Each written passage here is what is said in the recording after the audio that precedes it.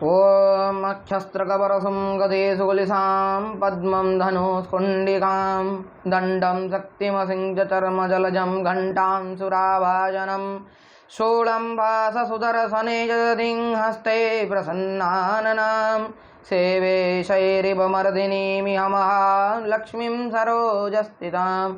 ओम नमः चंडिकाय। आप सभी लोगों को मेरा नमस्कार। जय माँ चंडी, जय शंकर। मैं आप सभी लोगों को और एक नए वीडियो में स्वागत करता हूं। आज के वीडियो में मैं आप सभी लोगों को बताऊंगा मेरे दादाजी को हुए किस तरह से माता के प्रत्यक्ष दर्शन, वो किस प्रकार के दर्शन थे, माता का कौन सा रूप का दर्शन हुआ था और मेरे दादाजी को माता ने किस प्रकार से पराशक्ति मंत्र दिया था, उसके ऊपर हम बात करेंगे। और मेरे दादाजी ने माता को एक क्वेश्चन किया था, उसके ऊपर भी हम चर्चा करेंगे। तो चलिए शुरू करते हैं आज के वीडियो को और जानते हैं किस तरह का वो अनुभव था।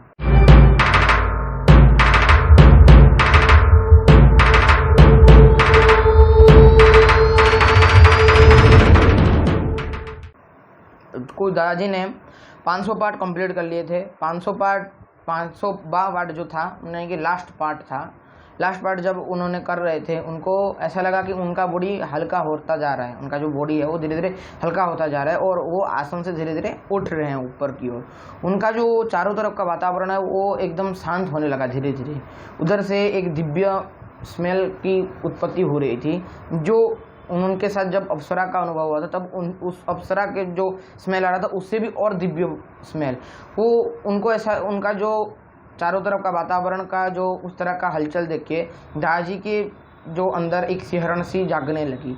उनके चारों तरफ जो जानवर थे, यानी कि जो चिड़िया विड़िया थे, वो आवाज़ करने लगे धीरे धीरे, बहुत तेज़ी से आवाज़ करने लगे और वो आवाज़ धीरे धीरे एक मधुर ध्वनि में परिवर्तन होने लग गई थी।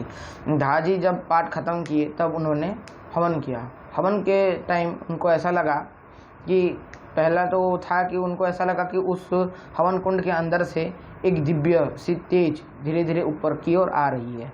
जब ये धीरे धीरे लगा और कुछ देर के बाद उनको उस हवन में लगा, यानी कि जब कुछ अध्याय खत्म हुई, फिर से लगा कि उनको उस हवन कुंड में से मेरे को कोई देख रहा है। जब दादाजी का 11वां अध्याय आया, 11वें अध्याय में दादाजी को माता के प्रत्यक्ष दर्शन हुए थे। जब माता दादाजी के आगे खड़ी हो गई, उनका माता का इतना दिव्य तेज था कि दादाजी का आँख खुल ही नहीं पाया। दादाजी ने माता के दर्शन ही कर नहीं पाए। तो दादाजी ने माता को हाथ जोड़ के प्रार्थना की कि हे महामाई, हे पराशक्ति माँ, मैं आपके इस रूप की दर्शन नहीं कर पा रहा हूँ। मेरे इस मानव चक्षु में इतना बल नहीं है कि मैं आप इसके दिव्य रूप की दर्शन कर पाऊँ। कृपया मेरे को एक आपके सौम्य रूप के दर्शन दीजिए और मैं किस तरह दर्शन कर पाऊँ उस तरह का आप मेरे को सहायता कीजिए, आप उपाय बताइए। तभी उसी समय ही दादाजी को ऐसा लगा कि उनके जो मूलाधार चक्र है, मूलाधार चक्र से सहस्रार तक एक साथ भेदन हुआ और उनके ऊपर किसी ने एकदम उनके सिर के ऊपर ऐसे हाथ रख दिया है, जिसके वजह से जो वो ऊर्जा उसके ऊपर जा नहीं पाया, सहस्रार के ऊपर जा नहीं पाया और सहस्रार में ऊर्जा रुक गया। जब रुक गया तभी उनका ऐसा लगा कि मेरे अंदर से एक ऊर्जा निकल रही है। जब वो ऊर्जा पूरा बाहर निकल गई तभी दादाजी को माता के दिव्य रूप के दर्शन हुए। माता के 18 हाथ थे। 18 हाथों में माता ने विभिन्न आयुध धारण किए थे। माता के एक हाथ में त्रिशूल था, एक हाथ में अभय का मुद्रा था और पीछे माता के टोटली 18 हाथ थे, एक त्रिशूल, एक अभय मुद्रा और बाकी हाथों में अस्त्र। माता के साइड में सिंह था और नीचे पद्म के विराट पद्म फूल जो कमल था, जिस कमल पे माता खड़ी हुई थी, वो कमल का जो सुगंध था वो इतना दिव्य था कि मेरे दादाजी को अब बोलते हैं कि वो दिव्य जो स्मेल है, अब तक मैं कभी भी हमारे जो इस दुनिया में जितने दिन उन्होंने जीवित थे तो उसके अंदर उन्होंने दूसरी बार उस प्रकार की स्मेल अनुभव नहीं की। माता का जो साड़ी था उसमें, यानी माता ने जो साड़ी पहना हुआ था उसका जो तेज था वो इतना दिव्य था कि उसके आगे कोटि सूर्य भी फेल हो जाएं। माता का जो नयन कमल था, यानी कि माता के जो दोनों आँखें थे, वो आँखों का जो चंचलता, यानी कि जो आँखें हम जो बोलते हैं ना इधर उधर करते हैं, उसमें इतनी चंचलता और इतनी शीतलता थी कि चंद्र भी उस चंद्रकाल जो शीतल किरण होता है उसके आगे फेल हो जाए। जब माता के इस दिव्य रूप के दर्शन हुए, दादाजी ने पूछा कि हे माता, आप हो कौन? माता को पूछा, हे माता, आप हो कौन और इस दिव्य रूप का मतलब क्या? इस तरह का दिव्य रूप शास्त्रों में भी अब तक वर्णना नहीं मिला है। तो ये कौन सा आपका रूप है? तो माता ने तभी बोला था ये मेरा पराशक्ति रूप है, ये मेरा पराशक्ति रूप है जो परम ब्रह्म ही है, और परम ब्रह्म रूप ही ये जब साकार होता है तो यही रूप धारण करता है। तो मेरे दादाजी को माता के पराशक्ति रूप के दर्शन हुए थे। जब दर्शन हुए, माता ने बोला कि तुम्हारे पाप कर्म जितने भी तुमने किए थे वो धुल चुके हैं और तुम अभी मोक्ष के अधिकारी बन चुके हो, तो तुमको मोक्ष चाहिए कि नहीं? तो दादाजी ने उधर सोचने के समय उनको अपने पास्ट यानी कि जितने भी उन्होंने काम किए थे उस सारे कामों का एक एक करके रिव्यू होने लगा, यानी कि वो फिर से उनके आंखों के आगे चलने लगा, एक रील की तरह, जो फिल्म की तरह चलने लगा। तो उसको देख के दादाजी बोले कि हे परमेश्वरी, मेरा अभी इस मर्त्य मंडल में जो जन्म हुआ है, मैं पूर्ण भोग करके यानी कि उपभोग करके इस मर्त्य मंडल को जाना चाहूँगा, और जितने भी लोग हैं उनका भी आगे कल्याण करके मेरा ये करना चाहूँगा। तभी माता ने बोला ये भोग की, अगर ऐश्वर्य भोग की बात आ रही है, मैं तुमको आशीर्वाद देता हूँ, तुम सारे ऐश्वर्य को भोग करके ही मृत्यु को प्राप्त करोगे, लेकिन समझ लेना तुम्हारा अगला जन्म निश्चित होगा, क्योंकि जो तुम ऐश्वर्यों को भोग करोगे उसमें तुम्हारा पाप कर्म भी धीरे धीरे इंक्लूड होगा। लेकिन जब तक तुम्हारा पाप कर्म नहीं कट जाता तब तक तुम मेरे अंदर विलीन नहीं हो सकते, और भी तुमको और भी जन्म लेके मेरे ही आराधना में लीन होके मेरे इस दिव्य रूप की दर्शन करके ही तुमको मोक्ष की अगले जन्म जितने भी जन्म हैं उसमें प्राप्त होगा, मोक्ष प्राप्त होगा। तो दादाजी ने ये बोलने के बाद दादाजी ने माता से एक क्वेश्चन पूछा। माता से उन्होंने पूछा कि हे माता, आपने इस संसार की रचना की है, आप इस संसार की पालन करती हैं, आप इस संसार को चला रही हैं, तो आपने इस संसार में अगर सबको सेम ही रूप में बनाया, सब मानवों को एक ही रूप में बनाया, तो आपने ये दुख और कष्ट क्यों दिए, और ये दुख और कष्ट क्या है? तो माता ने बोले कि इस संसार में जो मैंने दुख और कष्ट नहीं दिए हैं, मनुष्य का प्रवृत्ति और मनुष्य ही इस दुख कष्ट के लिए उत्तरदायी है। मैंने मनुष्य को बनाया था, मनुष्य को इसीलिए बनाया था ताकि वो परम सत्ता की ओर बढ़ सके, परम सत्ता को अनुभव कर सके, और उस दिव्य तेज में उसको मतलब चैतन्यता की ओर बढ़ सके कि मैं भी ब्रह्म हूँ, जो बोलते हैं ना अहम ब्रह्मास्मि, तो वही चीज़ के ऊपर वो हो सके।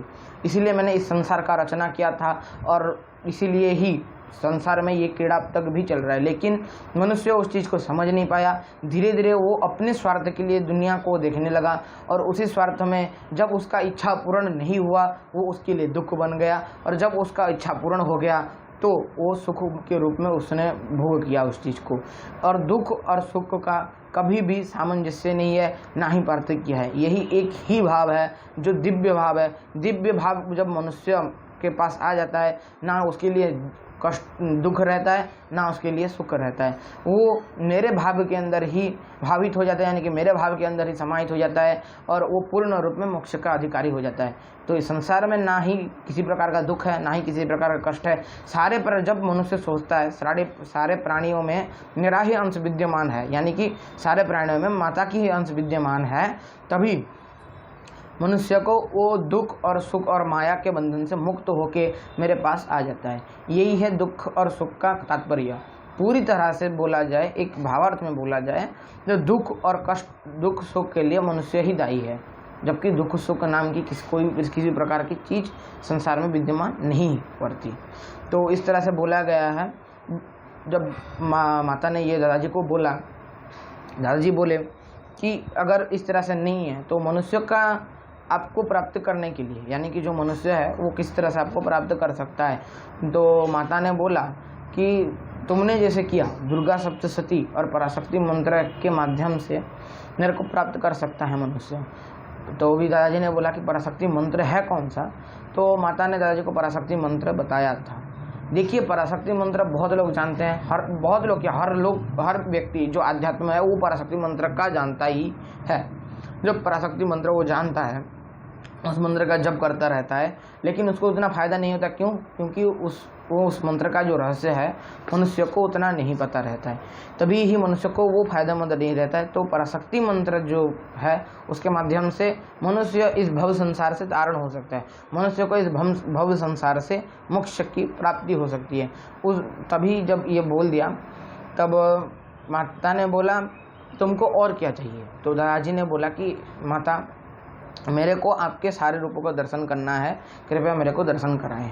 तो माता ने प्रत्येक उनके 10 महाविद्या, नवदुर्गा और अष्टमातृका जो हैं उनके सारे रूपों के दर्शन दादाजी को करवाए और दादाजी को पराशक्ति मंत्र का भी प्रदान किया।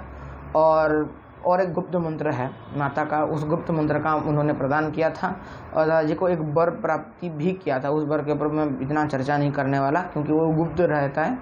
तो उन्होंने जब किया था इस तरह से बोलने के बाद माता अंतर्ध्यान हो चुकी थी। अंतर्ध्यान होने के बाद कुछ समय जाने के बाद उधर मेरे दादाजी के गुरु आए। तो उनके गुरु ने बोला कि तुमने माता के प्रत्यक्ष दर्शन कर लिए थे, मोक्ष के तुम अधिकारी हो चुकी हो, लेकिन तुम्हारे ही कर्मों के वजह से जब तूने इस जन्म में कर्म किए हैं उन कर्मों के वजह से तुम फिर से इस कर्म बंधन में बंध चुके हो, तुम आगे क्या करोगे। तो दादाजी ने बोला कि अब माता ने हमको रास्ता दिखा दिया है ना, इस तरह से पराशक्ति मंत्र इस तरह का जप करेंगे और करेंगे। दादाजी उस पराशक्ति मंत्र का जप किए और जब करते गए उन्होंने बहुत सारे उसके अनुष्ठान कंप्लीट किए, बहुत सारे मंत्रों का उन्होंने साधना किया और उनका जो विधान था और जितना भी था उनको प्राप्त हुआ था उन्होंने एक डायरी पे लिख दे के गए, जो मैं अभी पहले भी बताता हूँ कि उस तरह से वो एक डायरी है जिसमें दादाजी ने सारे विधान को लिख के गए थे। वो डायरी अभी भी मेरे पास है, उसमें से बहुत सारे गुप्त विधान हैं। माता के प्रत्यक्ष दर्शन के दादाजी ने उसने 2 विधान दिखाए थे। एक है पराशक्ति मंत्र के आपको 1 करोड़ जाप कीजिए या फिर दुर्गा सप्तशती के करीबन 1000 पाठ कर लीजिए। 1000 पाठ के अंदर माता के दर्शन हो जाएंगे और ये कन्फर्म हो जाता है कि 1000 पाठ के अंदर माता के दर्शन हो जाते हैं। देखिए इसमें और एक चीज़ मैं बताता हूँ, पूर्ण ब्रह्मचार्य, पूर्ण भाव जो अपने अंदर का भक्ति भाव और पूर्ण जो सामर्थ्य है, जो पुरुषार्थ है उसको समर्पित करने के बाद ही आपको दर्शन होंगे। ऐसे कोई 1000 पाठ कर लिया उसको दर्शन नहीं होते, पूर्ण रूप में आपको समर्पित होना पड़ेगा, पूर्ण रूप में आपको अपना भाव माता की ओर प्रकाशित करना पड़ेगा, तभी ही आपको माता के दर्शन होंगे। यही एक निराट सत्य है और इसी लाइन पे ही मनुष्य को चलना चाहिए। अपने गुरु मंत्र के रूप में उस पराशक्ति मंत्र को ग्रहण कीजिए और अपना जीवन को भी सुधारिए। और कुछ यही था ही आज का वीडियो। सभी को अच्छा लगा लाइक कर दें, शेयर कर दें, सब्सक्राइब कर दें। जो लोग नए हैं सब्सक्राइब कर घंटी वाला बेल आइकन ऑल पे सेट करते हैं ताकि मैं जो भी वीडियो अपलोड करूं उसका नोटिफिकेशन आप सभी लोगों तक पहले मिल जाए। तो आज के लिए इतना ही। आप सभी लोगों को फिर से मेरा नमस्कार। जय माँ चंडी, जय शंकर।